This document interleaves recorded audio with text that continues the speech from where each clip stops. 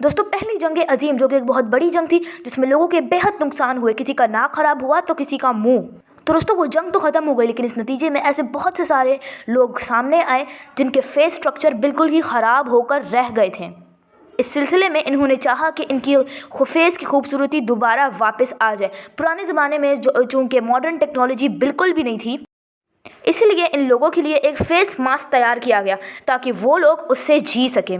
लेकिन दोस्तों, इस फेस मास्क का एक नुकसान ये भी था कि ये कुछ टाइम के बाद टूट के गिर जाता था। फिर आहिस्ता आहिस्ता नए ज़माने में साइंस का इश्तियाक हुआ और मॉडर्न टेक्नोलॉजी इंट्रोड्यूस्ड हुई, जिसके नतीजे में प्लास्टिक सर्जरीज आईं। दोस्तों, हमारी दुनिया में ऐसे बहुत सारे लोग मौजूद हैं जो कि खूबसूरती को पाने के लिए कुछ भी कर बैठते हैं और अपनी जान पे खेले बगैर कुछ भी करने को तैयार होते हैं। जी हाँ, मिलिए एक ऐसी औरत से जो खूबसूरती की बेहद ही दीवानी थी और इनको बिल्ली जैसे दिखने का बेहद ही शौक था। इन्होंने करोड़ों रुपया अपने मुंह पे खर्च किया और बेहद प्लास्टिक सर्जरीज करवाई।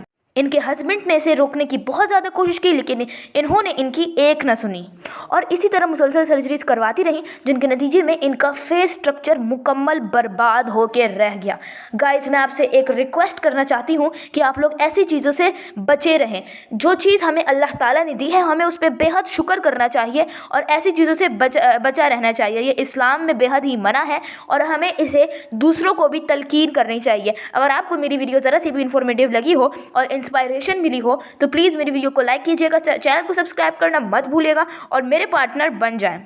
मैं आपसे वादा करती हूँ कि इसी तरह इन्फॉर्मेटिव वीडियोस और मज़े की दिलचस्प कहानियाँ मैं आपको रोज़ लाती ही रहूँगी। टेक केयर, अल्लाह हाफिज़, बाय बाय।